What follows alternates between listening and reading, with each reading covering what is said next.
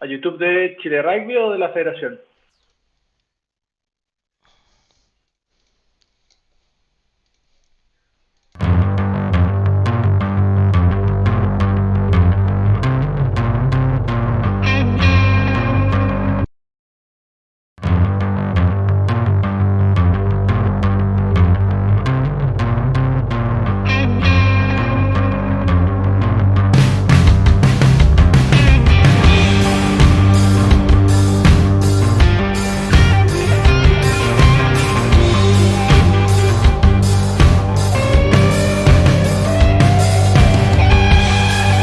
Parecen discutir, silencio se perdió, temblando estaba enfermo, voces de un adiós,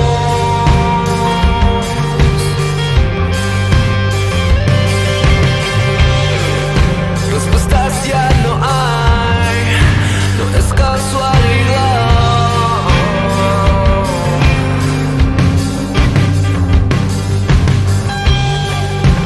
El camino hoy se fuga en tu verdad, paso a paso lento.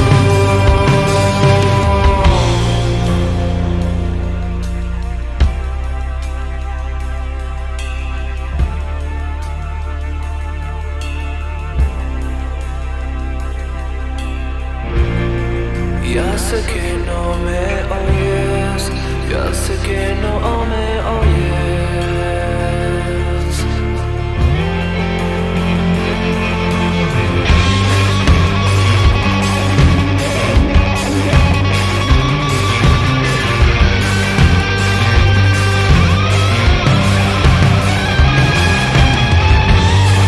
Siguiendo el camino como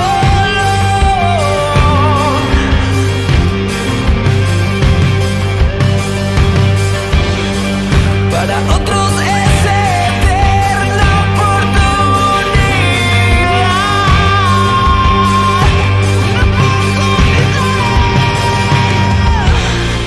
Ya sé que no me oyes, ya sé que no me oyes. Las noches son eternas para olvidar. Ya sé que no me oyes, ya sé que no me oyes. Sí.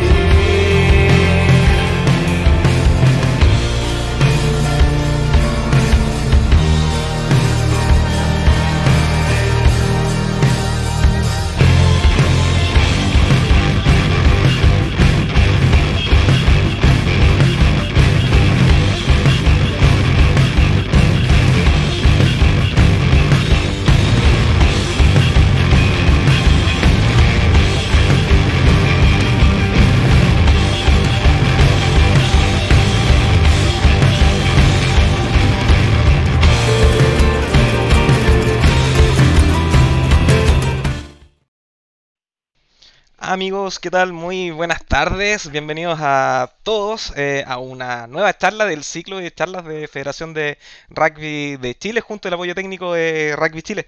En esta ocasión estamos junto a Felipe Romero, kinesiólogo del staff de Chile Rugby, y vamos a estar conversando sobre prevención de lesiones y recuperación. Felipe, ¿cómo estás? Bien, ¿y tú, Carlos? ¿Cómo ha andado todo?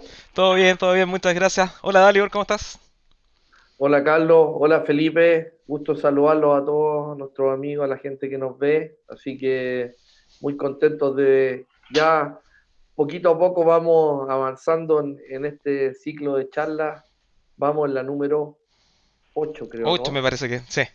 8 9 ya se nos acerca las charlas finales, se acerca la charla de Pablo, se acerca la charla del doctor Juan Pablo Toledo, que es el líder del área de la cual vamos a hablar hoy, que es el área de salud, el área de kinesiología, que es la que lidera Felipe, así que eh, se vienen cada vez, vamos juntando todos los pedacitos de cada uno de los especialistas que hemos tenido en el día a día. Así que, bueno, felices de estar y les presento a Felipe Romero.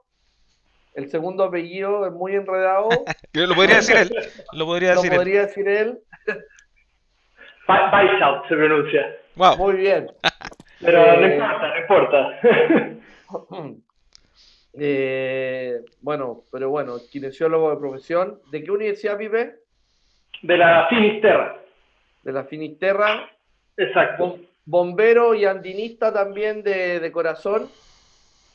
Así que nada, un gusto tenerte, Felipe, y esperemos que sea una charla muy productiva y que podamos ir aclarando cuál es el rol del kinesiólogo con el equipo, cuál es el rol del fisio en un equipo de trabajo como el área de salud y además en el día a día.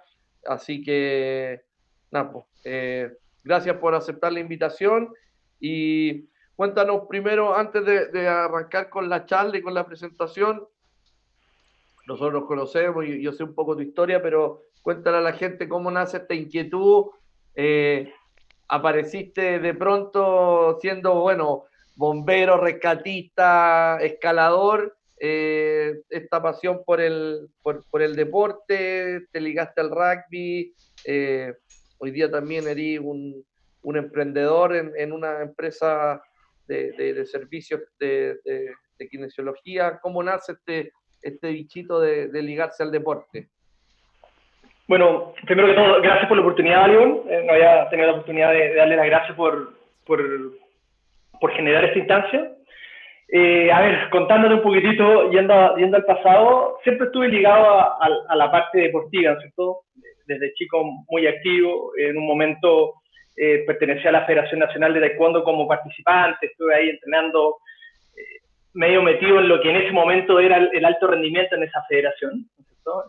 Años luz de lo que es las federaciones grandes como la de rugby, pero yo me sentía en ese momento deportista de alto rendimiento en el contexto que vivía. Entonces, a raíz de eso, siempre involucrado con la actividad física, estudié educación física antes de estudiar kines, estudié el Andrés Bello, no terminé la carrera, la verdad llegué a tercero, cuarto año, si no me equivoco, y ahí congelé, y me cambié a kines. Y en kinesiología, ¿te acordáis de Francisco Sosa? Sí, señor. ¿Cierto? Pancho Sosa, en ese momento, Pancho era el médico jefe de la federación en esos años, en esos años como 2006, 2007, yo creo que ya puede que haya sido un poquito más, incluso 2009, yo iba como en segundo, tercera universidad, y Pancho era muy buen amigo de mi viejo. Entonces me hacen ahí el link, yo lo conozco, ¿no es cierto? Lo conocía de la casa, y me invita a participar. En algún momento me dice, oye Felipe, estoy llevando este proyecto, ¿no es cierto?, junto con otros médicos, paramédicos, ¿no es cierto?, hay un equipo de salud que se está formando, y me invita a participar a mí como estudiante de kine y como voluntario siempre, ¿no es cierto? Y yo le digo que por supuesto que sí, yo no tenía idea de rugby en ese instante, ¿no es cierto?, había visto rugby en la tele, ¿no es cierto?, pero nunca jugué rugby de chico. La verdad, me vine a conocer el rugby, ¿no es cierto?, ya a los, no sé, 20 y tantos años, a través del contacto, este primer contacto que tengo con la federación. Me acuerdo buenas giras que nos mandaban en ese tiempo. Dalibor era head coach de los menores, ¿no es cierto? Y nos íbamos a Neuquén, con Bollito, viaje a Mendoza, ¿no es cierto? Tengo muy buenos recuerdos de ese momento. Es parte de lo bonito del rugby, los viajes, ¿eh? Sí, los viajes de 3 días en bus, ¿cómo olvidarlo? Ir a Neuquén en bus. una odisea, pero siempre como con la gana de aprender algo nuevo, ¿no es cierto?, involucrarme en esto, y ahí como que tuve ese primer contacto con el rugby. Y sabéis que en algún momento de ese primer contacto con el rugby dije, ok, tengo que jugar esto. Cuando estoy atendiendo a estos jugadores lesionados, ¿no es cierto?, que me dicen, veo el contacto, y dije, no, esto lo tengo que vivir desde adentro, no puedo estar como completo un poco, como para poder entender mi rol, dije, tengo que pegarme. Y me metí a jugar rugby, viejo, cuando, no sé, te diría viejo, 23 años de haber tenido, pero viejo como Locks, ¿no? ¿Perdón? ¿O Locks? ¿Dónde jugaste? En los Locks. Se dio la casualidad que tenía un par de amigos que jugaban rugby en los Locks, pedí consejo antes de ver cómo me metía a jugar rugby. En ese momento conocí a Tommy Galdame, Tomato, que estudia aquí conmigo, que José Tomás es de Católica, ¿no es cierto? Siempre fue ahí. Entonces como que le dije, oye, yo quiero entrar igual a un club más bajo perfil, que no quería meterme a primero, una cosa así, nunca fue mi intención, yo quería entender el juego. Y así que terminé en Locks. En ese tiempo jugábamos en desarrollo. Probablemente jugamos en contra. Contra Mano Rugby, no Seguro, sé. sí. En algún momento yo jugué muchos años ahí también y me tocó varias veces enfrentar a Orlox. Buenísima, buenísima. Entonces, yo me acuerdo que jugamos en desarrollo, unas pichangas así, pero que yo era wing, muy difícilmente, ¿no es cierto? Me acuerdo que muy pocas veces la pelota alcanzaba a llegar al borde sin que se cayera, pero yo disfrutaba ahí, me metí, entonces estuve ahí yo creo que 2, 3 años golpeándome y fue una muy buena experiencia. Entonces logré mezclar un poco como eh, el rugby de adentro y de afuera de la cancha y realmente como entender la dinámica y qué es lo que es estar ahí donde las papas queman. Creo que ¿Lograste cachar el... No, no, no, si estoy bien.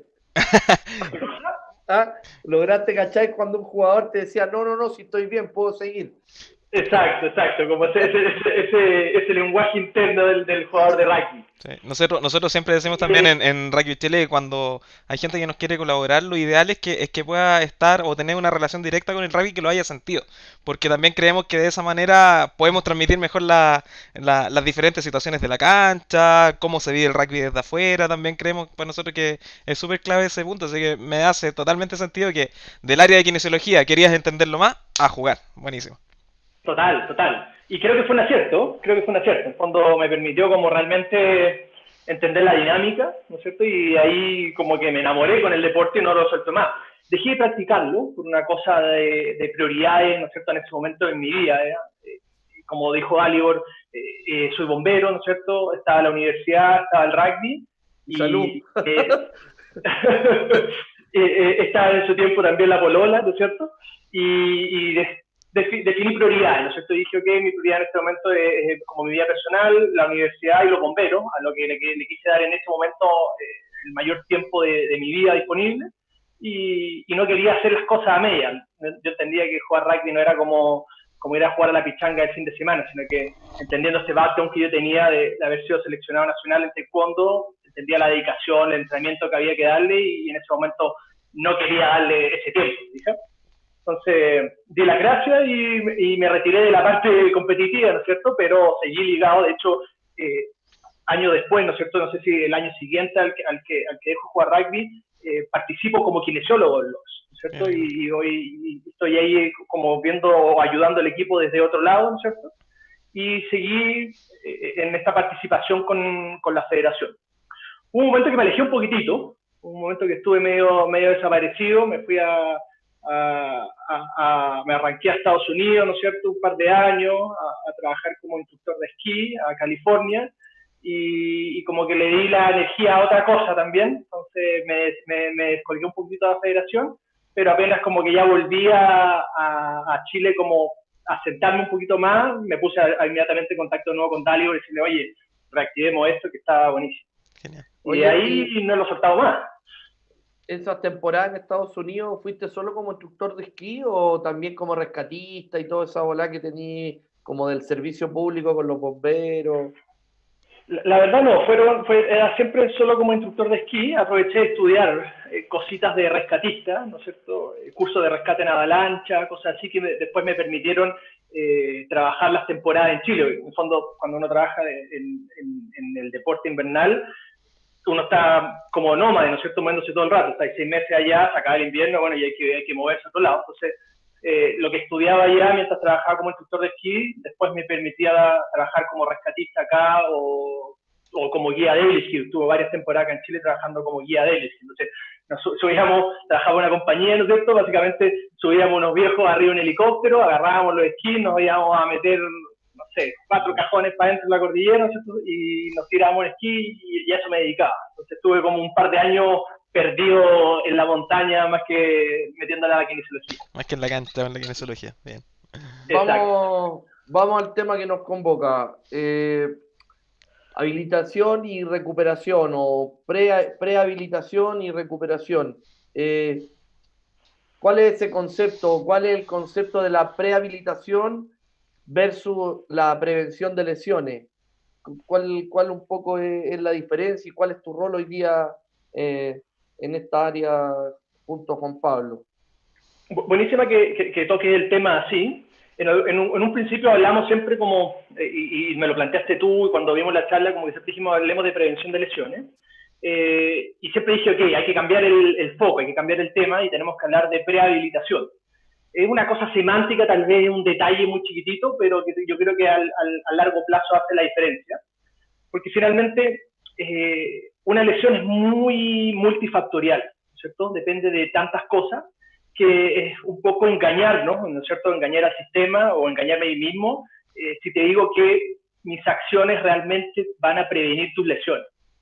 Entonces cambia un poco ese paradigma de decir, ok, yo prevengo lesiones, sino que más bien te digo, yo te prehabilito, cuando le doy los estímulos a tu cuerpo para que esté preparado para soportar las cargas que te va a dar el preparador físico. Entonces, eso es un poco la diferencia y esperamos que eso, obviamente, incida positivamente y te aleje de la lesión. ¿Fijas? Pero son tantos los factores que si yo te digo, oye, no, yo voy a venir acá con mi ejercicio y vamos a hacer magia y te voy a prevenir de lesiones, estaría un poco engañando al sistema y engañándome a mí. Entonces, ahí viene como el concepto prehabilitación versus prevención de lesiones. Perfecto. Y ahí tiene que ver todo un poco con una diversidad de profesionales, bueno, que generalmente son liderados por el área médica y de ahí viene hacia abajo los fisios, los kines, qué sé yo, el masajista, el PF, y hay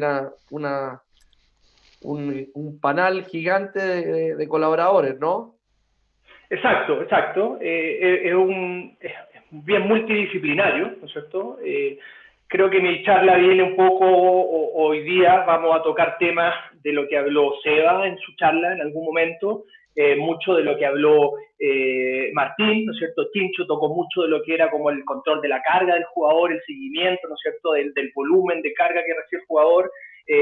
Toca mucho directamente lo que hace Wenceslao con el análisis de video y un poco por ahí mi responsabilidad es liderar ciertas acciones de cada uno de estos profesionales, ¿no es cierto?, en pos del beneficio de que los jugadores no se lesionen, pero siempre entendiendo que es multidisciplinario, interdisciplinario y multifactorial. Sé que tenía ahí ¿por qué no le vamos compartiendo a la gente algunos de los monitos que fuiste haciendo que están súper interesantes? Y podemos ir avanzando un poco en esto del concepto de la prehabilitación. Bien, les voy a compartir aquí. Perdonen. Ya me está ganando el... Ahí sí. Perfecto. ¿Impecable? Perfecto. Bien, entonces, este panel, como dijo Dalio en algún momento, viene un poco a hablar de que, por un lado, tenemos varios, varios actores, ¿no es cierto?, encargados de este proceso, el preparador físico, el preparador o el coach, ¿no es cierto?, el kinesiólogo, el médico, el psicólogo, el nutricionista, y que además hay muchas aristas, ¿no es cierto?, dentro del proceso de lo que es la prehabilitación y la recuperación. Tenemos que ver al jugador siempre desde un ámbito, ¿no es cierto?, tripartito, o yo le digo en el fondo, o le decimos, ¿no es cierto?, un ámbito tanto fisiológico como social como psíquico.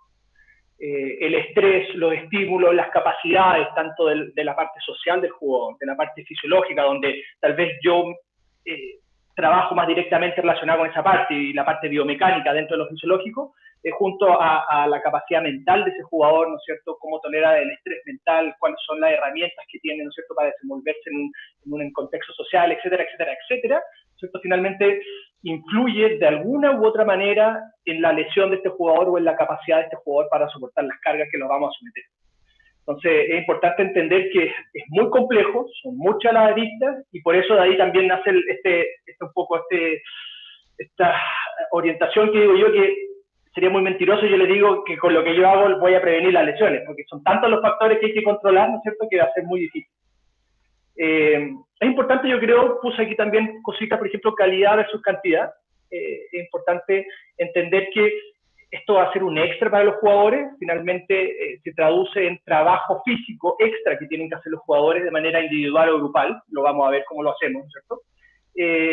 Por lo tanto, tenemos que estar siempre orientados a la calidad sobre la cantidad, ¿cierto? Y un poco eso agarra el tiro lo que dice ahí arriba el logo Selknam, que es la adherencia. Tenemos que lograr que este jugador se involucre con este proceso de prehabilitación, se involucre con este proceso de recovery, ¿no es cierto? Y para eso no tenemos que extender, no tienen que ser rutina, ¿no es cierto? Que el jugador ahora yo le diga, ¿no es cierto? Hoy vamos a tratar de prevenir tu dolor de rodilla y para eso te voy a hacer un extra de 2 horas todos los días, ¿no es cierto? Es una cosa inviable, insostenible en el tiempo. Entonces, todas estas como pequeñas características, ¿no es cierto?, se tienen que conjugar y debemos tenerlas en consideración al momento de diseñar un plan de prehabilitación y de hablar de prehabilitación y de recovery. Perfecto. No te escucho, Dali. Perdí el audio. ¿Tú lo escuchabas ahí, Carlos? No, está en mute. Ahí Estaba sí. con mute, estaba Ahí sí. muteado, disculpe. Ahí sí, maestro. Cuéntanos un poquito porque así como lo hablamos con Tincho, lo hablamos con Felipe, hay todo un protocolo o un ciclo de World Rugby también lo sugiere. ¿Cuál es este ciclo de este proceso de prehabilitación y cómo lo que en definitiva yo entiendo que tú lo has descompuesto para ir tocando ciertos factores que son muy importantes en la prehabilitación? Correcto. Mira, nosotros, la verdad tenemos, ese ciclo es el que pusimos acá, este es el que ocupamos actualmente en la federación. Y yo invito, la idea hoy día también de la conversación es poder entregarle herramientas o no hablar siempre desde el lado del profesionalismo o lo que estamos nosotros tratando de construir en el CAR, sino tratar de bajar esta información para que sea asequible, ¿no es cierto?, y reproducible en los clubes. Entonces, lo primero es entender que este ciclo es el que nosotros definimos, ¿cierto? Y tal vez cada club, cada equipo, cada federación tiene ciclos de desarrollo de la prehabilitación distintos. Este es el que le estoy mostrando en pantalla, el que actualmente trabajamos en la federación. Y básicamente parte con primero entender cuáles son las lesiones en el rugby, ¿no es cierto? Lo más básico, ¿no es cierto?, es saber de qué se lesionan los rugbyistas en términos generales, a nivel nacional, a nivel mundial, ¿no es cierto?, en las distintas categorías y poder entender cuáles son las lesiones más frecuentes, cuáles son las lesiones más graves, cuál es el momento donde se lesionan, etcétera, etcétera. Me imagino que con la tecnología actual eso debe estar totalmente identificado. Está totalmente, o sea, es fácil de identificar, está identificado, ¿no es cierto? Pero, por ejemplo, a pesar de la tecnología que tenemos disponible, no tenemos registro a nivel nacional. Hoy día a nivel nacional, por ejemplo, no sabemos cuáles son las incidencias y prevalencia de lesiones en el rugby amateur, ni siquiera, por ejemplo, en el top 8. Yo no tengo idea. Eso tiene que ver mucho, perdón que te interrumpa, con la escasez de la estructura que teníamos para atrás, en definitiva, por más de voluntarios o mucha gente que hoy tenemos una estructura, no sé si gigante, pero una estructura ad hoc al minuto y al momento que estamos viviendo. Eso hoy día nos va a permitir, en definitiva, a ti, a mediados de este año o a fin de año, a todo el área, ir reportando ciertos, así como lo hicimos ya también con el área física, ir teniendo ciertos parámetros. Exacto, y un poco respondiendo a la pregunta de Carlos, no va tanto, tal vez no depende tanto de la tecnología, sino que depende más del recurso humano o de la estructura, como dice Dalibor, para poder tener la capacidad operativa de recolectar esta información de una forma coordinada, ¿no es cierto?, y de una forma estandarizada, y después esa información meterla en un sistema de análisis de datos de bioestadística, ¿no es cierto?, y analizar esta información y poder llegar a la toma de conclusiones. Es más, por ahí más recurso humano que tecnología lo que se necesita hoy en día. Pero hay que avanzar hacia allá para, obviamente, en beneficio del rugby nacional también. Exacto. En eso estamos. Les voy a mostrar cosas de lo que estamos haciendo en ese mismo contexto para que veamos durante la presentación. Bueno, entonces, primero tenemos que saber cuáles son las lesiones del rugby, entender cómo se lesionan o cuáles son las lesiones más frecuentes, cuándo se lesionan, etc. Después, cuando, por ejemplo, identificamos que la lesión más frecuente del rugby es el esguince de rodilla, después tenemos que ir a identificar, ¿cuáles son los factores de riesgo específicos para los esguinces de rodilla? ¿No es cierto? ¿Qué cosas se inciden en los esguinces de rodilla? Es el rango de movimiento, no sé, un rango de movimiento de tobillo que está disminuido, perfecto, amnesia glútea o debilidad en la musculatura estabilizadora de la cadera, disminución del rango de movimiento de la articulación misma, etcétera, etcétera, etcétera. Nos podemos quedar aquí discutiendo o hablando de los factores de riesgo de la rodilla, no es el tema preciso de la presentación, pero tenemos la lesión, tenemos los factores específicos de esa lesión. Y después tenemos que ir y identificar en el jugador si están presentes o no esos factores específicos, ¿cierto? Entonces vamos a evaluar a este jugador y vemos si ese jugador tiene estos factores específicos para esta lesión, ¿cierto? Y lo sumamos, por ejemplo, a la posición, ¿cierto? Porque tenemos lesiones, ya empezamos a entender que hay lesiones que son propias de ciertas posiciones o más frecuentes en ciertas posiciones. Entonces, eso podría ser un factor de riesgo individual. Por ejemplo, sabemos que el forward que más está expuesto a lesiones es el hooker, ¿no es cierto? Estadísticamente, el forward que más se lesiona es el hooker. Y tiene ciertas lesiones propias de hooker que no las tiene, por ejemplo, el flat, ¿cierto? O otro de los forwards. Entonces sabemos que ese podría ser un factor de riesgo individual para ese jugador que juega de hooker. Después, entendiendo esta evaluación, identificamos cuáles son los factores de riesgo de ese jugador y diseñamos un plan de prehabilitación individual o grupal. Y aquí les digo prehabilitación individual o grupal, ¿por qué? Porque depende de qué tantas yayitas tenga el jugador, ¿cierto? Hay jugadores que podemos decir que tienen muchas yayitas, ¿no es cierto? Que tienen un elevado riesgo de lesión, por lo tanto los sometemos a un plan individual más, con más control, ¿no es cierto? Más exigente, se podría decir, pero sin embargo tenemos un gran número de jugadores que tienen por ahí pequeñas yayitas, pero no requieren tiempo excesivo de trabajo con nosotros, por lo tanto pueden participar de un plan más grupal, ¿no es cierto? Un plan general. Después tenemos el seguimiento y el control, ¿no es cierto? Tenemos que hacer un seguimiento diario, y vamos a hablar de los seguimientos que le hacemos. Tenemos seguimientos diarios, seguimientos semanales, seguimientos trimestrales que vamos haciendo a estos jugadores para ver cómo van progresando respecto a este plan de rehabilitación y cómo va su carga aguda y su carga crónica en relación a lo que nosotros esperamos, ¿no es cierto? Y lo que el jugador va sintiendo. Entonces, vamos controlando, le hacemos un seguimiento y, por último, ¿no es cierto?, vamos generando un almacenamiento y análisis de los datos de los lesionados que vamos teniendo a lo largo de la temporada, a lo largo del tiempo, para que ese análisis de datos, como tú dijiste, Carlos, en un comienzo, ¿no es cierto?, podamos generar mejoras, ¿no es cierto?, y conocer nuevamente mejor cuál es la incidencia y prevalencia de lesiones en nuestros jugadores y cerrar el ciclo, que no termina nunca. Oye, Felipe, bueno, esto va directamente relacionado con, bueno, Dali, por ahí seguro te recuerdas de lo que hablaba Wenceslao, que se pueden tomar diferentes muestreos de datos de diferentes factores del juego y probablemente uno de lo que tú estás comentando, Felipe, también es un dato más, un input más para un sistema de análisis general de los datos en el rugby. ¿Esto cómo se puede relacionar, por ejemplo, con información que pudiese captar Martín por los GPS, Wenceslao con la parte del análisis de video, Sebastián con los temas de las cargas físicas, etcétera? Por ejemplo, a ver, en términos, por ejemplo, de GPS o lo que hace Martín, ¿no es cierto? Que él controla la carga aguda y la carga crónica de los jugadores a través de la medición diaria, ¿no es cierto?, del RPE, que es una medición que se hace a través de una escala de percepción subjetiva del esfuerzo. ¿No es cierto? Tenemos índices, ¿no es cierto?, el ratio, ¿no es cierto?, entre la carga aguda y la carga crónica. Y podemos saber, ¿no es cierto?, yo podría correlacionar, ¿no es cierto?, la incidencia de lesión con un índice elevado entre el ratio agudo crónico. Entonces sabemos que si el jugador está sobreestresado de manera crónica y tengo lesiones, da una alerta, ¿no es cierto? Y podemos correlacionar esos dos datos. Es decir, este estrés crónico se relaciona con que estos jugadores se lesionen y poder ver cómo eso se va acumulando en el largo del tiempo.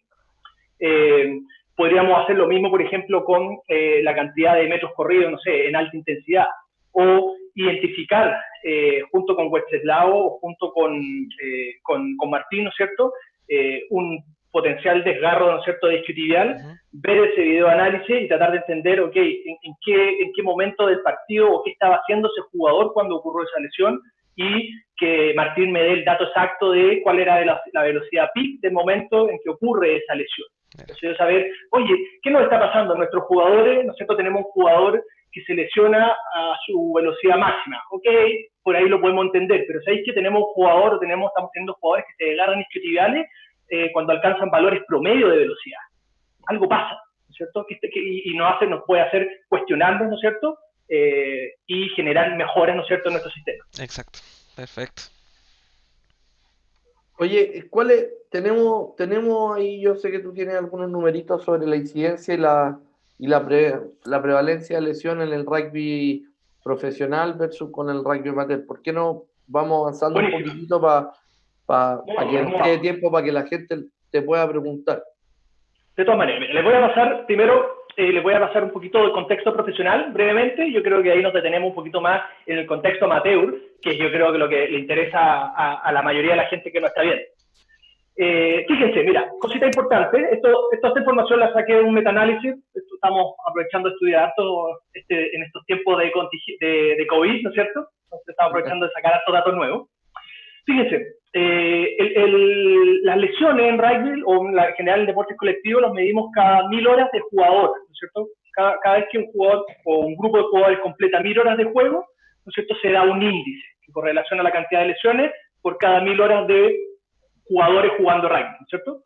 En el contexto profesional tenemos que hay lesiones, ¿no es cierto? El índice de lesiones es de 81 cada 1000 horas de jugador en partido, ¿no es cierto? Eso es lo que se lesiona. Somos uno de los deportes con más lesiones junto con, esto es Rugby Union, ¿no es cierto? Junto con Rugby League, junto con fútbol australiano, ¿no es cierto? Y junto con fútbol americano, deportes de contacto, grupales, ¿no es cierto? Tienen características similares y somos uno de los deportes con más incidencia de lesiones que existe, muy por superior a lo que es el fútbol, por ejemplo. La gravedad promedio, ¿no es cierto? Cada vez que uno de esos jugadores se lesiona, ¿no es cierto? Cada vez que tenemos estas 81 lesiones cada 1000 horas de juego, ¿no es cierto? La gravedad es más o menos perder 20 días, ¿no es cierto? La gravedad de las lesiones siempre la clasificamos en días y decimos que un jugador está lesionado cuando no puede participar de manera normal en una actividad que estaba programada. Es decir, puede ser un entrenamiento, puede ser un partido, puede ser un día de recovery, cualquier actividad que yo tenga en mi planificación, que el jugador no pueda participar del 100% de las actividades con el 100% de su actitud física, ¿no es cierto? Que le tengo que restringir tal vez la intensidad, que le tengo que no haga un bloque de sentadilla porque le duele la rodilla, etcétera, lo considero como un jugador lesionado. Oye, Felipe, en realidad, en relación a esos 20 días promedio, ¿un E15? Probablemente, que por lo general siempre andan las 3 semanas, 2 semanas de recuperación. Exacto, y adelantándote, buenísima, si ves al otro lado de la pantalla, vemos que el tipo de lesión más frecuente son las lesiones, ¿no es cierto? Uno, miotendinosa, es decir, desgarro, lesiones del tendón, y las articulares, pero del ligamento, no como de la superficie articular. Entonces, los esguinces son una de las lesiones más frecuentes que tenemos, específicamente la esguince de rodilla, ¿no es cierto? Es la lesión como más frecuente que tenemos en rugby. Ahora, si vamos a entrenamiento nos lesionamos menos a nivel profesional, tenemos 3 lesionados cada 1000 horas de entrenamiento, ¿ok? Se entiende, ¿no es cierto? La intensidad es menor, los golpes, no entrenamos todos los días, ¿no es cierto? Tenemos un par de días de entrenamiento de alta con contacto, pero donde tratamos de imitar, ¿no es cierto?, el nivel de juego de un partido, pero no es lo mismo que el partido. Importante, miren esto, no hay diferencia entre los backs y los forwards. Esto siempre ha estado como y yo entiendo de dónde viene, porque la siguiente diapositiva vamos a entender de dónde viene esto. Siempre ha estado como el mito de que los forwards, ¿no es cierto?, se lesionan más, ¿no es cierto? Como que, oye, yo quiero jugar o tal vez tienen más contacto, ¿no es cierto?, y se rompen más los forwards. A nivel profesional, los forwards y los backs no tienen una diferencia estadística significativa en cuanto a los lesionados. Si bien el origen de la lesión es distinto, el back tiene una lesión mucho más de tejido blando, producto de la intensidad a la que corre, ¿cierto? Mucho más asociada a desgarro, por ejemplo. El forward tiene una incidencia de lesión mucho más asociada a lo que es el golpe, el contacto, el hematoma, ¿no es cierto?, la luxación, etc. Claro, podría ser ahí como la diferencia entre fuerza, velocidad, contacto, velocidad. Exacto, es eso, es contacto y explosividad. Entonces uno como que se rompe porque se desgarra y los otros se rompe porque se pega. Se machaca, claro. Exacto, pero a nivel profesional se lesionan igual backs y forwards. La lesión más frecuente en el contexto profesional son los hematomas y la lesión isquiotibial. Y hematoma, lo considero así como hablando en lenguaje vulgar, el moretón. El moretón, el más común es el de muslo, ¿no es cierto? Este que te llega un tackle y te da la paralítica, ¿no es cierto? El conocido el dormilón, el pancorazo, ¿verdad? El dormilón, exacto, y que te deja ahí un moretón que dura 10 días. Esa es una de las lesiones más frecuentes que tenemos. Fíjense. Otro dato importante, el momento donde más se lesionan es en el tercer cuarto del partido. Entonces, entre el minuto 40 y el minuto 60 es cuando tenemos la incidencia de lesión más alta. Por lo tanto, nosotros sabemos eso y nos permite, por ejemplo, tomar acciones, ¿no es cierto? Por ejemplo, ver de qué manera, qué está pasando en ese entretiempo, ¿no es cierto? ¿Cuáles son los factores del entretiempo que nos hacen que nos lesionemos en el tercer cuarto del partido, ¿no es cierto? Bajamos mucho la frecuencia cardíaca, nos enfriamos, hay factores psíquicos que hacen que el jugador se salga un poco del juego y influye eso tal vez después en su técnica de tackle, etcétera, etcétera, etcétera, pero nos hace cuestionarnos, ¿no es cierto?, qué cosas están pasando en ese entretiempo y si las identificamos, qué cosas podemos mejorar de ese entretiempo para evitar esta lesión en el tercer cuarto. Y el mecanismo de lesión más frecuente en el contexto profesional es recibir un tackle. Entonces se lesiona más, ¿no es cierto? Siempre el contacto es el momento donde más nos lesionamos, pero el contexto profesional es quien recibe el tackle, ¿no es cierto?, el que suele llevarse la peor parte. Si comparamos esto un poquitito con el contexto amateur, vamos a ver que hay mucho menos lesionados. Si fijan, lesionados en partidos son 46,8 versus los 81 que vimos en profesional. Y esto se correlaciona siempre con la intensidad del juego. Mientras mayor intensidad del juego, más lesionados por 1000 horas de juego tenemos, ¿no es cierto? Y lo podemos ver, por ejemplo, en contexto profesional, si subimos la categoría, no sé, tercera división, segunda división, primera división, mientras nos acercamos hasta primera división, hay más lesionados. Los equipos del Tier 1 se lesionan más que los del Tier 3 en juego, ¿no es cierto? Los juveniles, ¿no es cierto?, se lesionan menos que los adultos, y así, en fondo, hay una relación directa con la intensidad del juego. Es directamente proporcional. Aquí hay un dato, sí. Genial, va a decir. Voy a ser polémico, aquí hay un dato que no veo. ¿Cuál es el tiempo de recuperación? Porque claro, en el profesional lo tenemos, pero en el amateur que se lesiona se demorar hasta 2 meses en volver. Sí, no, de todas maneras, o sea, acá igual tengo algo más que el tiempo de recuperación, sí, podríamos analizarlo como tiempo de recuperación, pero acá tenemos dos lesiones o dos clasificaciones de lesiones que son bastante comunes, las que llamamos lesiones graves, que nos hacen perder más de 28 días de entrenamiento, ¿no es cierto?, o de actividades planificadas, y las lesiones moderadas, que caen entre los 8 y los 28 días de pérdida de actividad, ¿no es cierto? En términos amateur, tenemos, ¿no es cierto?, 7,6 lesiones graves cada 1000 horas de juego en partido, y 3,7 cada 1000 horas de juego, ¿no es cierto?, en partido. Entonces, sabemos que mi equipo, probablemente, si estoy pensando en un entrenador de cualquier equipo de Chile, ¿no es cierto?, y diga, ok, cuando yo complete 1000 horas de juego, ¿no es cierto?, de todos mis jugadores completen 1000 horas de juego, por lo general voy a tener 3,7, casi 4, ¿no es cierto?, jugadores lesionados que voy a tener fuera en un periodo entre 3 o 2 a 4 semanas, que no voy a poder disponer de ellos. ¿Por qué no hablamos de la información que vamos sacando? Hablemos un poquito, Pipe, de los factores de riesgo específicos de las lesiones, o qué es lo que tenemos para ir avanzando y viendo. Sé que hay muchas cosas más interesantes también como esto, pero quiero ir evolucionando la presentación. Muy bien, voy a aprovechar de contestar tu pregunta con un dato que sale acá. Un factor de riesgo, por ejemplo, entendiendo el contexto amateur, ¿se acuerdan que el profesional les dije que el tacleado es el que se lleva la peor parte? En el contexto amateur, el tacleador se lleva la peor parte, ¿no es cierto? La mayoría de cantidad de lesiones ocurre, ¿no es cierto? El tacleador es... Exacto, ¿no es cierto? Y ahí podemos inmediatamente identificar un factor de riesgo, ¿ok? Taclear. Taclear podría ser es un factor de riesgo, ¿no es cierto?, de lesión en el rugby amateur. Y ahí tenemos que ir descomponiendo y entender, ok, ¿qué es lo que incide, ¿no es cierto?, cuáles son los factores que nos llevan a tener una mala técnica de tackle en el rugby amateur, ¿no es cierto? Y ahí podemos tener, desde mi área, ¿no es cierto?, porque yo me responsabilizo tal vez por el área kinésica o biomecánica, ¿no es cierto?, y voy a entender que, ok, ese jugador tal vez tiene mala flexibilidad de cadera o tiene poco de rango de movimiento de triple flexión, rodilla, tobillo, cadera, ¿no es cierto?, que lo hace que no baje su centro de gravedad al momento de impactar, no porque no quiere, sino que porque biomecánicamente está limitado y no lo logra. ¿Fija? Eso podría ser un factor de riesgo. Pero también podemos linkearlo con, por ejemplo, con las charlas de Nico o de Longa, que hablaban de las horas de vuelo de la repetición del gesto.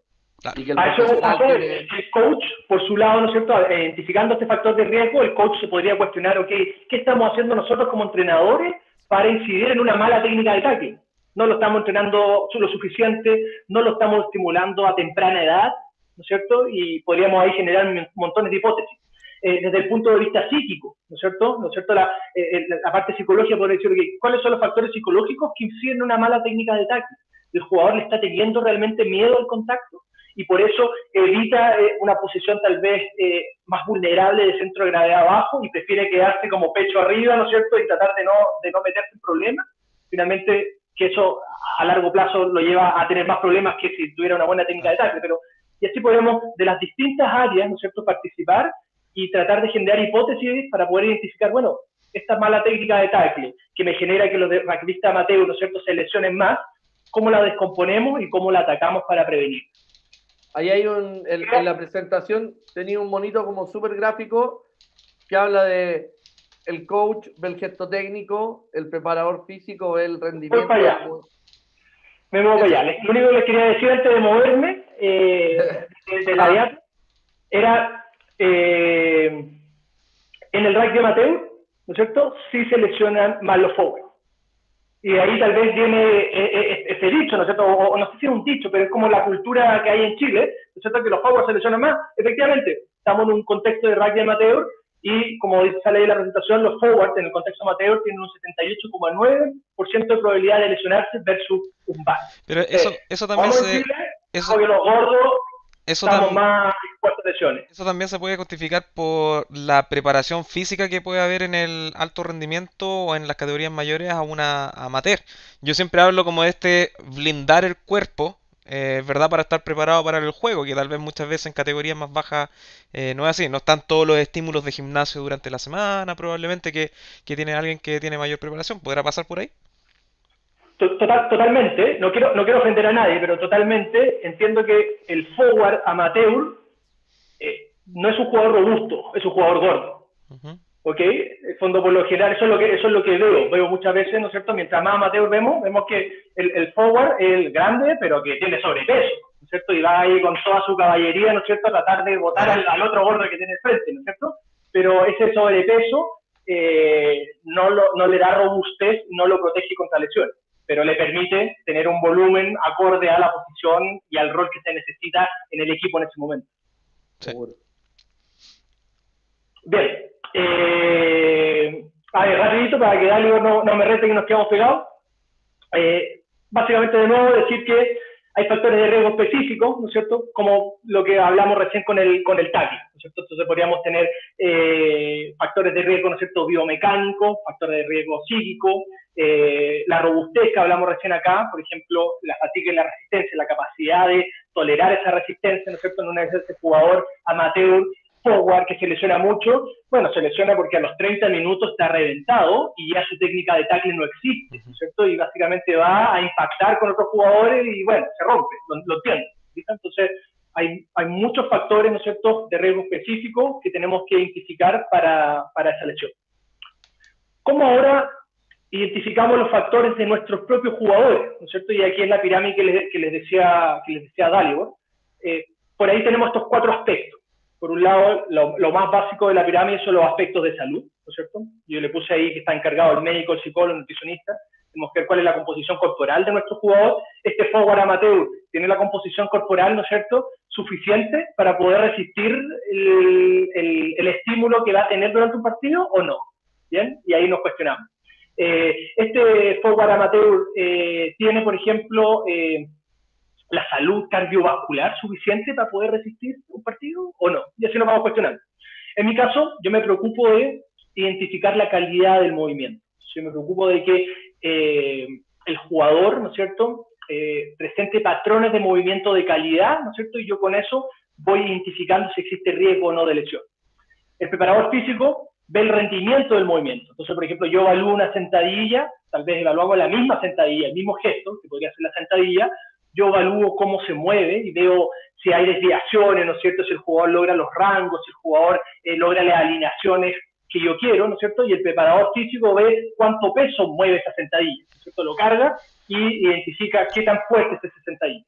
Y por último, el coach lleva esa sentadilla tal vez a un gesto técnico, ¿no es cierto?, y ve cómo esa sentadilla se traduce en un tackle, ¿no es cierto?, potente, ¿no es cierto?, o en un empuje de un primera línea en un scrum. Contémosle un poco a la gente cómo evaluamos nosotros para que sepa un poco cómo evaluamos esta pirámide de movimiento en Chile Rugby y cómo podemos ir detectando estos factores, que son en definitiva... Nada muy complejo, la verdad yo creo que eso es una cosa interesante, como que por ahí podríamos pensar que la federación y en el CAR tenemos un laboratorio de ciencia y analizamos y fotocélulas y cosas así, No sé. llevamos la cosa lo más simple posible, ¿no es cierto? Y la mayoría de las evaluaciones las podemos hacer con un celular, ¿no es cierto? Cuando yo quiero hacer videos, ¿no es cierto? Y como que no nos complicamos mucho. Y un palo Utilizamos escoba, por ejemplo. Exacto, un palo escoba y un celular y eso es una cantidad de herramientas tecnológicas impresionante. Tenemos una batería, ¿no es cierto? Hemos diseñado, ¿no es cierto?, una batería de evaluación preventiva que consiste en tres cositas.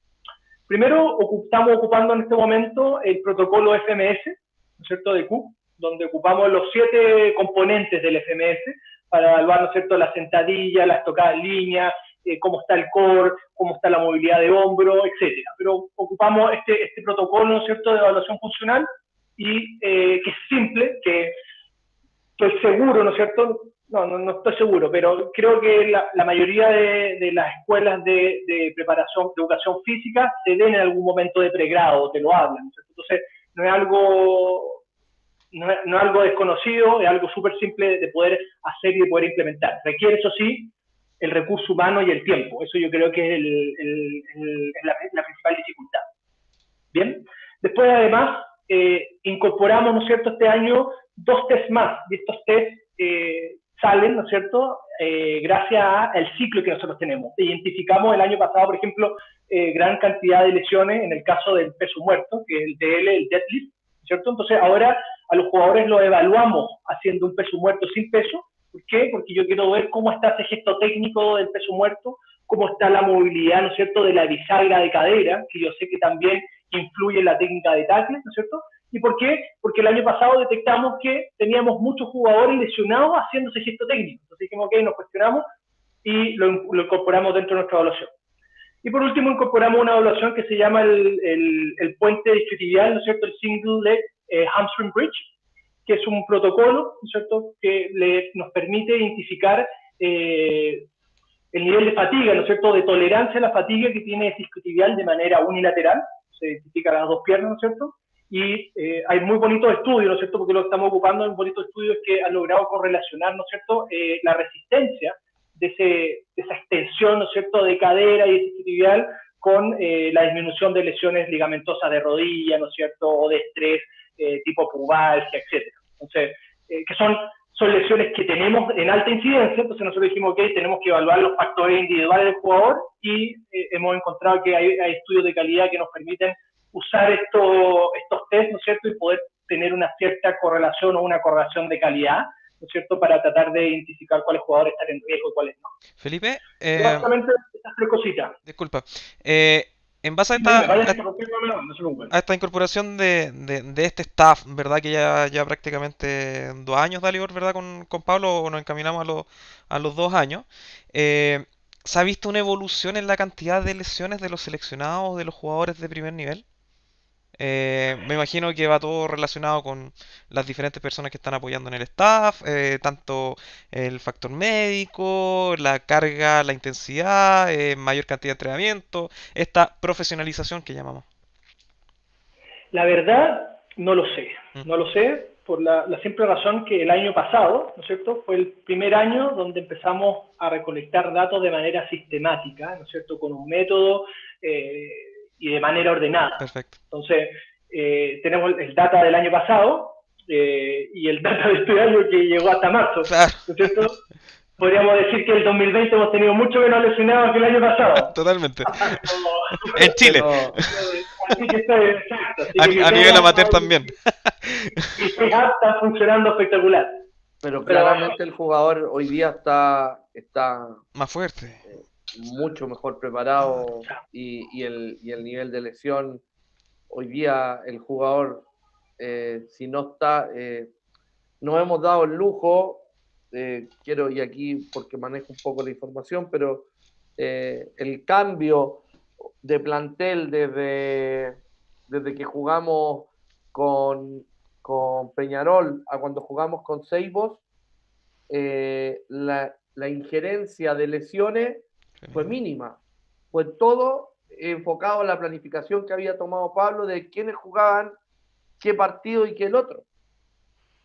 Y ahí corrígeme tú, porque... Es así, Dalibor, estoy totalmente de acuerdo contigo. Y un poco respondiendo también a tu pregunta, Carlos, tampoco tendría susto, ¿no es cierto?, sin saber, porque no tengo cómo comparar.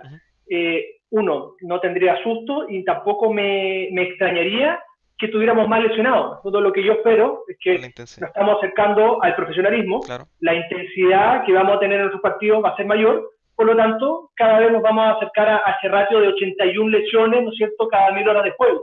Y si estamos cerca de eso, estamos perfectos. ¿No es cierto? No espero estar menos que eso, porque alguien podría tener la doble lectura, ok, estamos jugando a la intensidad que queremos jugar, ¿cierto? En el rugby, esa es la incidencia de lesión a nivel profesional, mientras más cerca del tier 1 nos acerquemos, más lesionados vamos a tener, más pega voy a tener, ¿no es cierto? Y es lo que yo espero que suceda. Y por eso también la importancia de tener este plan de la academia, donde existen un montón de jugadores, ¿verdad?, que van a estar en las condiciones para poder estar reemplazando a aquel titular que pueda lesionarse o a aquel jugador que pueda lesionarse. Totalmente. Relacionado a esto, ¿cómo tenemos estructurado, cómo tenemos, puede ser, la verdad que la pregunta pues, hoy día lo adelantaste, pero te puedo decir que el 2020 vamos a tener menos lesiones que el 2019. Pero en definitiva, contémosle a la gente cómo está planificado el área médica y el área de kinésica, cómo íbamos a controlar los avances y las cargas del jugador. Lo dijiste al principio también, pero hoy día que tenemos un sistema pro, cuando hablamos del sistema pro es que tenemos recursos humanos disponibles. ¿Cómo teníamos planificado esta evaluación? Que yo sé que se hace al diario en el Wellbeing con Tincho, con Seba, pero también en tu área. Buenísima. Mira, la planificación, vuelvo a la presentación, voy a saltarme a esta, bien. Entonces, el control que tenemos lo dividimos en 3 grupos. Hicimos este control diario, un control semanal, un control trimestral y además tenemos un control SOS, ¿no es cierto? Porque a SOS me refiero a que estamos disponibles para que si un control que tocaba que era trimestral, ¿no es cierto?, como una creatinquinasa, por ejemplo, tenemos un jugador que sospechamos, ¿no es cierto?, que está teniendo un bajo rendimiento o que estamos sospechando que tiene marcador inflamatorio o nos acercamos a algo que nos dé alguna alerta, se lo podemos adelantar y lo hacemos como un control SOS, cuando no somos tan rígidos. Pero básicamente, volver a recalcar que este control es multidisciplinario, ¿cierto? No lo llevo yo, sino que son varios actores que lo llevamos, ¿no es cierto? Y que nos tenemos que comunicar y compartir esa información para que tenga resultados, ¿cierto? En el día a día hacemos un control del well-being, que de ese se encarga Martín, ¿no es cierto? Tincho, el que regula eso, controla a través de una aplicación, y vemos distintos factores, ¿no es cierto? Usamos una escala de percepción de McLean para ver el nivel de estrés del jugador, la calidad del sueño del jugador, el nivel de cansancio o de dolor muscular del jugador, el nivel de humor del jugador. Entonces, vemos el jugador diariamente, ¿no es cierto? Se mete una aplicación desde su celular y lo primero que hace en la mañana es indicarnos en una escala del 1 al 5 cómo durmió, cuánto dolor muscular tiene, cuánto cansancio tiene acumulado, cuál es su nivel de estrés y cuál es su humor, su estado humoral, ¿no es cierto? Si se siente alegre, todo lo que tiene que ver con el well-being del jugador. Exacto. Entonces, eso lo vamos haciendo día a día. Junto con el día a día, Martín también va solicitando, ¿no es cierto?, va armando los RPE para poder tener el rango, ¿no es cierto?, de fatiga aguda, ¿no es cierto?, y después cuando lo acumulamos tener el rango de fatiga crónica y ver cómo se comporta nuestro jugador. Aquí te aparecen factores tuyos también, ¿no? En la encuesta del well-being diario, no sé. Por ejemplo, el DOMS, que es el dolor muscular por ejercicio, ¿no es cierto? Es del preparador físico, pero también es como que no hay nada que sea de uno o del otro, ¿no es cierto? Lo compartimos. ¿Y eso hay consulta directa a Juan Pablo también? Cuando hay al área médica, al traumatólogo, o tiene que ver solo con la molestia muscular, etcétera. Al traumatólogo le damos la información cuando tenemos un jugador que tenemos que tomar alguna decisión que es o que que lo clasificamos al tiro como una lesión, es decir, no puede entrenar de manera normal a una actividad que teníamos previamente planificada. Entonces, cuando pasa eso, ok, damos la alerta y decimos, ok, a este jugador potencialmente tenemos que revisar lo que hacemos con este jugador. Pero si tenemos, por ejemplo, un jugador que tal vez durmió menos, ¿no es cierto?, ese día, o que tuvo una mala calidad de sueño, y nos dice que tiene una calidad de sueño de 2 en una escala de 5, ese jugador automáticamente, ¿no es cierto?, con el preparador físico, con el coach, hablamos de cómo vamos a modificar ciertos aspectos de su rutina para no estresarlo en demasía. Otro control que tenemos, por ejemplo, y todos estos controles, la mayoría son full económicos, ¿no es cierto? Tampoco, como le hablaba a Tincho, no dependemos de tecnología de la NASA, sino que básicamente nosotros lo hacemos a través de una aplicación online, pero podría ser una encuesta, ¿no es cierto?, en un papelito, una encuesta en Google, ¿no es cierto?, podría ser cualquier cosa así de simple. Semanalmente, además, controlamos los niveles de hidratación, ¿no es cierto? Actualmente estamos utilizando la escala de Armstrong, ¿no es cierto?, que mide el nivel de hidratación mediante el color de la orina. O sea, imagínense lo poco científico que podríamos hacer. Podríamos ocupar las moralidades de la orina, pero decidimos ocupar, ¿no es cierto?, por una cosa de recursos, simplicidad, en este momento ocupamos una escala visual, ¿no es cierto?, de Armstrong. Y los días de baja, ¿no es cierto?, que tenemos por lo general 3 días de alta o 2 días de baja dependiendo de la semana. Los días de baja nos interesa saber cómo llega ese jugador hidratado del día anterior. Entonces, todos los jugadores saben que la primera orina de la mañana ellos se levantan, 5 de la mañana, tienen que tener una muestra de orina en un vaso transparente, sacar una foto con ciertos estándares que yo ya les dije, ¿no es cierto? Y esa foto me la envían, ¿no es cierto? Yo la meto en una planilla con los colores, con las pautas, y voy identificando si tenemos jugadores que están o no deshidratados, etc. Y les damos indicaciones individuales. Al mismo tiempo, ¿no es cierto?, un control semanal es del peso, ¿no es cierto?, pre y post entrenamiento. Lo mismo hablaba Martín, ¿no es cierto?, el día de alta, ¿no es cierto?, los pesamos antes y después del entrenamiento para ver cuánto peso corporal perdieron, y dependiendo de ese peso corporal les pedimos que recuperen entre el 100 y el 150% de ese peso corporal en las siguientes 6, 8 o 12 horas. Perfecto. Oye, Pipe, esto podría hacerlo perfectamente el kinesiólogo del club, ¿no? Sí, por eso. Sobre todo, por ejemplo, qué sé yo, control de orina el día miércoles, post el entrenamiento el martes en la noche, el día viernes, post entrenamiento el jueves en la noche, y sábado en la mañana, prepartido. Pero por supuesto. Si está hidratado, está deshidratado, y el peso, qué sé yo. Exacto, totalmente. Son medidas o herramientas relativamente simples. Requieren recursos humanos, requieren horas hombres, ¿no es cierto? Porque alguien tiene que recibir esa información, meterla en una planilla, ordenarla, generar un análisis y compartirla para que el head coach, el preparador físico, tomemos decisiones, ¿no es cierto?, en base a qué es lo que le pasa a ese jugador.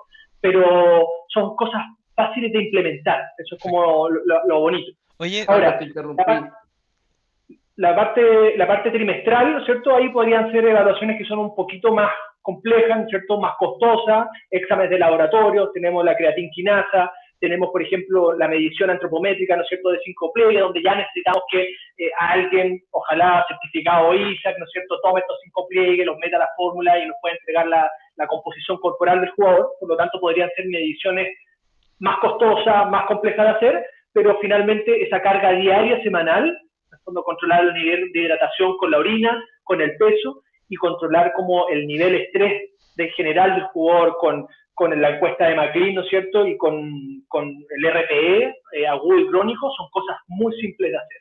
Felipe, te saco un poquito de este tema y te llevo hacia las acciones terapéuticas, ¿cierto?, de la recuperación.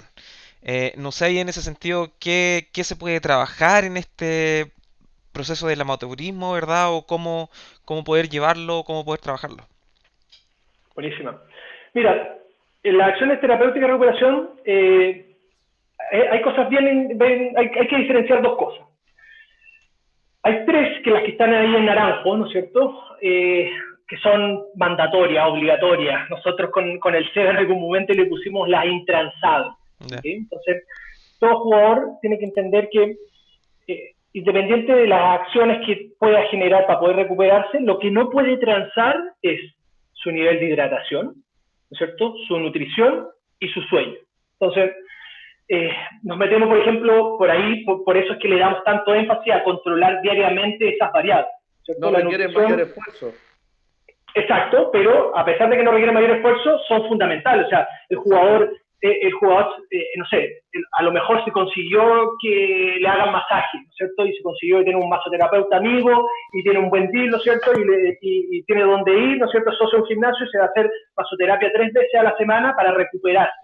Pero duerme 6 horas diarias, se mantiene permanentemente deshidratado porque no tiene un control de su hidratación y come más calorías de las que necesita, por lo tanto tiene sobrepeso. Entonces, está lo mismo lo que haga con el masaje, ¿no es cierto? No está cumpliendo con las nutrición intransable, exacto, que es la base de todo. Entonces, básicamente esta nutrición diaria habla de consumir la cantidad de calorías necesarias para recuperarse, ¿no es cierto? Ahí tenemos nosotros distintos protocolos pre-post partido, pre-post entrenamiento, ¿no es cierto?, para poder consumir la cantidad de carbohidratos necesarios para que el glicógeno muscular que ocupamos durante el entrenamiento se recupere y lo tengamos esos depósitos musculares llenos de glicógeno 48 horas después para el siguiente entrenamiento de alta, por ejemplo.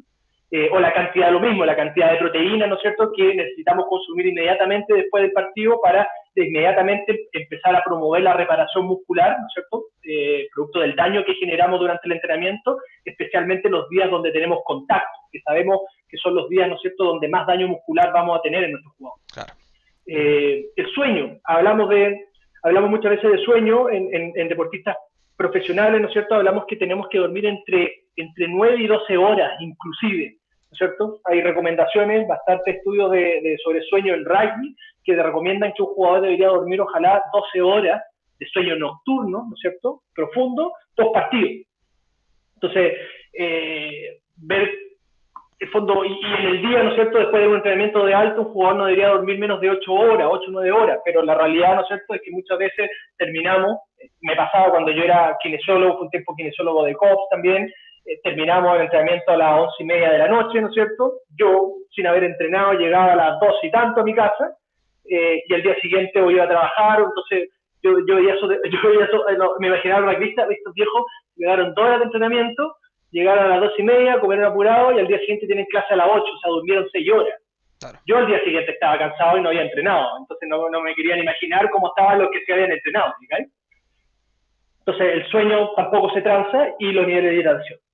Una vez que tenemos esa base, ¿no es cierto?, y que los intransables los tenemos cubiertos, los cumplimos, podemos darnos el tiempo, ¿no es cierto?, y ponernos a pensar en acciones terapéuticas adicionales.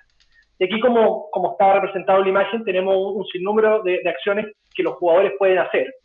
En este momento nosotros, lo que hice ahora en este periodo en el Párate, ¿no es cierto?, copié y lo adapté a nuestra realidad, un sistema de puntaje, donde cada una de estas acciones terapéuticas que tenemos acá, por ejemplo, la primera, liberación miofacial instrumental, que es el uso de rol, trabajo aeróbico de baja intensidad en bicicleta, ojo, porque no los queremos hacer trotar, siempre en bicicleta, una sesión de masoterapia de 20 minutos, realizarse una punción seca en los músculos que quedaron adoloridos, ocupar electroanalgesia, ¿no es cierto?, en las piernas.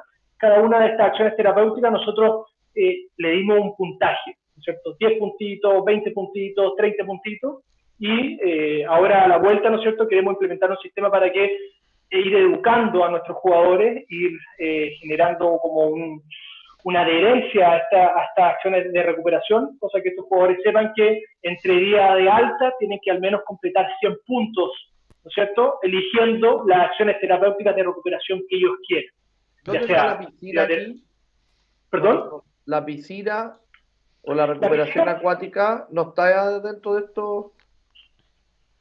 No la pusimos por dos. La piscina te refiere, Dalibor, a como ejercicio en piscina, ir a hacer como cuando hicimos la universidad. ¿Se refiere a ir a hacer como cuando fuimos a la Universidad de Chile, o meterse en un baño de contraste con agua? No. Eso es crioterapia y contraste. El trabajo acuático que genera relajación de cierta musculatura, ayuda a la respiración. Ir a soltar, exacto, como movilidad articular, etcétera. Exactamente. Básicamente no lo pusimos porque en los estudios que nos pusimos a investigar tratamos, el tema de la recuperación es heavy en términos, porque hay tan poca evidencia que te permite, ¿no es cierto?, dar recomendaciones con un buen sustento, ¿no es cierto?, recomendaciones con una buena espalda de calidad, ¿no es cierto? Entonces finalmente pasa que cada uno empieza a hacer su propio protocolo, hay estudios de mala calidad, entonces como Lo que mismo cuesta. que hay con el contraste. Exacto, Hay exacto. de bueno y de malo. Hay de todo. Y vimos que dentro de las cosas que estudiamos, ¿no es cierto?, de trabajo en piscina, no consideramos, ¿no es cierto?, como mi equipo, en el fondo mi equipo, hablo por mi equipo kinésico, no consideramos que fuera una acción primordial o que fuera a impactar de manera importante, ¿no es cierto?, la recuperación del jugador. ¿No es cierto? Creemos que hay otras cosas que son más importantes. Y segundo, requiere que tengáis una piscina, ¿no es cierto? Entonces, Todo puede ser usado en tu contra. Requisimos, ¿no es cierto? Pues dijimos, ok, pongámosle a este jugador para que estas son las acciones terapéuticas que él hace en su casa, ¿no es cierto? Entonces dijimos, ok, no todos tienen piscina, démosle prioridad a cosas que tal vez todos puedan hacer. Es más fácil que todos tengan un rol, es más fácil, por ejemplo, no pusimos tampoco el contraste, perdón, la inmersión en agua helada.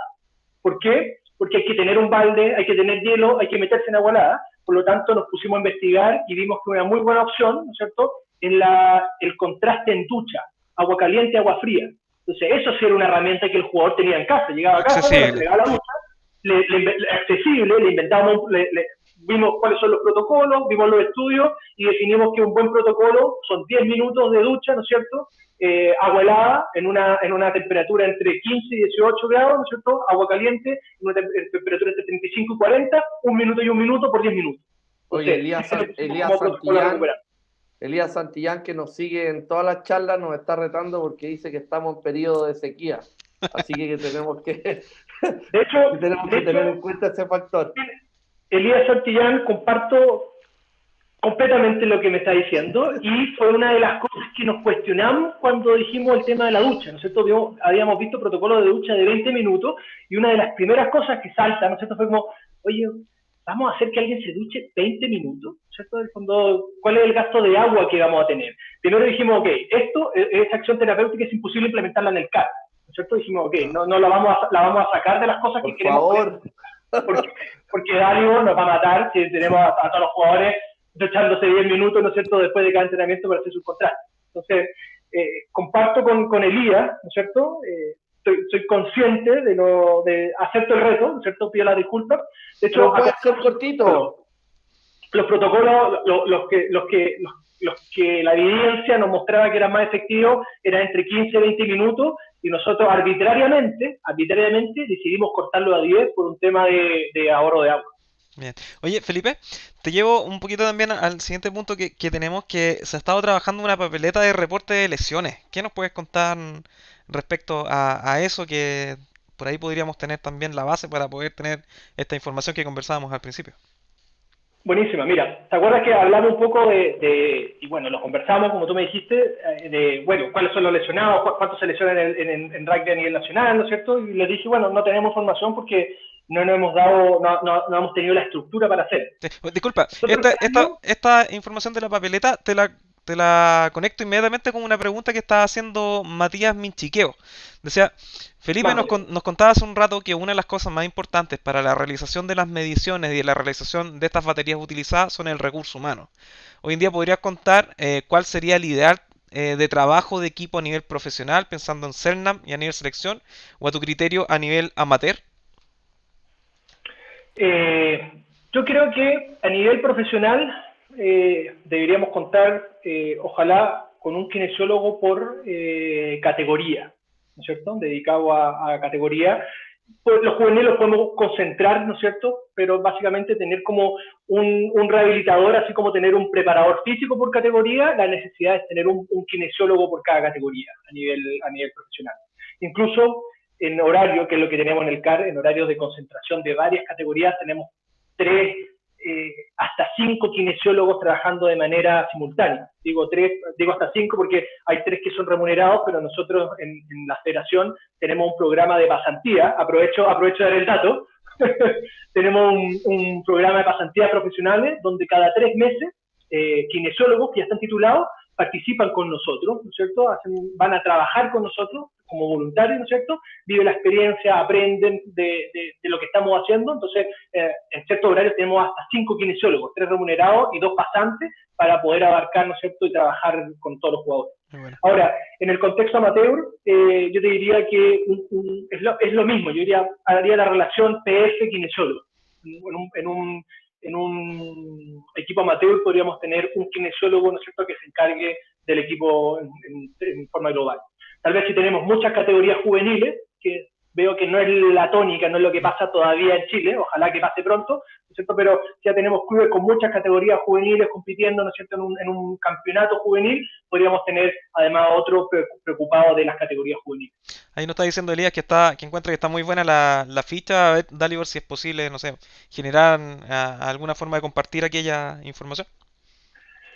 De todas maneras, y en algún momento, Carlos, esta ficha la creamos nosotros, de nuevo, la adaptamos, la copiamos, porque nosotros nos basamos todo en el consenso del 2017, perdón, el 2007, la World Rugby hace un consenso para ponerse de acuerdo de cómo van a ser los estudios de lesiones en rugby, ¿no es cierto? Porque cada uno ponía o definía lo que era lesión de manera distinta, o cada unión categorizaba las lesiones por segmento de manera distinta. Entonces en 2007 dijeron, ok, no, paremos, nos juntamos todos y de ahora en adelante así se van a categorizar las lesiones, ¿cierto? No hay otra forma de hacerlo hasta que nosotros mismos nos pongamos de acuerdo y modifiquemos las cosas. Claro. Entonces básicamente esta papeleta, ocupamos el consenso de la World Rugby del 2007, agregamos ciertas cositas, ciertos detalles que tal vez eran importantes para nuestra realidad como federación, pero como está ahí, básicamente es un resumen del consenso de la World Rugby. Y adelantando, este documento, espero que en el corto plazo sea un documento de acceso público, ¿no es cierto? Porque en algún momento tenemos que ponernos de acuerdo, ¿no es cierto? Si yo o si alguien quiere saber, ok, cuáles son la incidencia de lesiones estamos tal vez en el top 8, ¿no es cierto? O a nivel nacional en alguna otra asociación, tenemos que hacerlo de esta manera. Entonces tenemos que compartir esta papeleta, ¿no es cierto? Tenemos que generar capacitación para que todos entendamos cómo funciona la papeleta, cómo ingresan esos datos en la planilla que tenemos, ¿no es cierto?, cómo se van almacenando esos datos, para que después esos datos de alguna manera se hagan llegar, yo pueda, o alguien pueda meterlo, ¿no es cierto?, al sistema de bioestadística y empezamos a sacar conclusiones. De hecho, ahí inmediatamente me sale mi lado informático de formación profesional y veo, claro, que aquí tienes información donde puedes hacer data analytics completa. O sea, por ejemplo, veo la pregunta a la 12F, tiempo de juego al que ocurre la lesión, ¿cierto? Calentamiento, los 20. Podemos tener información de qué es lo que está pasando ahí, las estadísticas, etcétera, los tipos de lesiones, y en base a eso conectar con otras áreas y tal vez trabajar en prevención, que como tú bien lo comentabas. Exacto, se puede ir cruzando todos los datos. Exacto. Finalmente puedo identificar, saber que en el minuto, en el tercer cuarto del partido siguen ocurriendo la mayor cantidad de lesiones, pero quiero saber cuál específicamente la lesión que más ocurre en el primer cuarto, qué sé yo, y toda esa información podría estar disponible. Bueno, todo esto es también lo que va dando un poco el profesionalismo, en definitiva, que tiene que ver con el uso de los recursos humanos. Poco a poco, en definitiva, imagínate, bueno, vamos a ver también con Juan Pablo el tema de la conmoción cerebral. Hay el área médica y después bajando a la kinésica, hablábamos con la Florencia también, el área psicológica que tiene muchas ramas. Esto podemos estar, Felipe, creo que muchísimo. Llevamos ya casi 1h10. Los días viernes, como decías tú, estamos en el horario estelar, el horario premium, porque hacemos la antesala de tackle alto. Así que, nada, 1.000.000 de gracias por toda la información que nos has compartido. Ahí hay muchas preguntas que quedamos pendientes, pero ahí hay una muy buena que Elías vuelve a comentar, que sería muy bueno que estas fichas las tuviesen los clubes, los colegios, a modo de ir generando mayor información de cómo se lastiman y en qué parte del juego, etcétera. Pero la verdad que no nos queda mucho más tiempo, sobre todo porque hoy día viene el estelar del hombre ahí, así que... ¿A qué hora partimos con tackle alto? A las 7:30. Bueno, y de hecho invitar a toda la gente que esté conectada. Hoy día tenemos invitados desde Punta Arenas. Va a estar ahí Felipe Navarro, el presidente de la Asociación de Rugby de Magallanes, donde vamos a estar conversando de cómo trabajan, en este caso, con la relación que tienen en la competencia con Argentina, cómo están trabajando con la formación en Magallanes, esta instancia de poder trabajar con Aysén también, incorporarse en competencias también más de carácter nacionales con llegada a Puerto Montt, así que va a estar bien entretenido ahí. Felipe Navarro nos va a estar comentando varios temas. Y también, Dalibor, te comento que, bueno, ahí tú querías comentar del censo, ahí aprovecho para pasar la imagen. Ahí estamos pasando la imagen del censo. Volver a insistir, el censo es la única manera que vamos a poder saber cuántos rugbyistas somos en Chile. Esto no tiene que ver con el fichaje, la cuota de jugador federado, con cobranza, tiene que ver con exclusivamente saber cuántos rugbyistas tenemos en Chile, en los colegios, en las universidades, en el rugby local, el rugby asociativo, primera división, juveniles. Es la única manera que vamos a poder, de una vez por todas, poder encarar nuestro querido deporte con buenas políticas, apoyarnos de las políticas públicas del gobierno, ir con una base de datos importante a la empresa privada, y etcétera. Pero bueno, saber cuántos lesionados tenemos, ¿no es cierto? El censo también nos ayuda a eso. Por supuesto. Me puse el llamado porque si no sabemos cuántos jugadores juegan, difícil hacer la relación de cuántos jugadores se están lesionando por del universo total. Exacto. Así es. Así que más allá era volver a pasar el dato porque vamos a ser muy majaderos, estamos tomando algunas acciones un poco más de punchy para hacerle el seguimiento. Vamos a estar comentando en las redes sociales los porcentajes de avance de cada región, de cada asociación. Así que, nada, Felipe, solo agradecerte, esperar que estés bien ahí junto con tu señora en este periodo difícil del hacinamiento. Ya nos daremos un abrazo en el CAR y gracias por toda la información que nos has dado hoy día. Gracias a ustedes por la invitación, fue muy entretenido, muy enriquecedor. Carlos, muchas gracias por todo también, por el soporte técnico, así que muchísimas gracias por la invitación que me hicieron. Gracias a ti, Felipe. Bueno, y la invitación está hecha, ahora que sigan ahí conectados en Rugby Chile para conversar con Felipe Navarro en Tackle Alto. Dale, nosotros nos vemos el próximo miércoles en otra charla, sí, ¿verdad? Me queda solo el último dato. Cuéntame. No se olviden los seleccionados chilenos, sobre todo ahí que Elías y que nos ha comentado, ha sido muy participativo hoy día. Memoria Chile, todos los seleccionados chilenos, por favor. Memoriarugby.cl. Exactamente. Ahí tú me corregiste mejor. Registrarse, el número de CAPS, los periodos en los que han estado, es muy importante para construir la historia que hemos dejado a rato de lado. Así es. De hecho, ahí en Tackle Alto vamos a estar conversando un poquito también de esos antecedentes nuevos históricos que hay, que dijeron que ya el rugby no había nacido o no había llegado por Iquique en Chile, sino que por Coronel. Así que ahí vamos a estar conversando. Dale. Un abrazo grande a Jorge Aldunate también. Es su nombre. Todos que estén muy bien y nos estamos viendo pronto. Muchas gracias a todos los que estuvieron conectados. Chao. Chao. Chao.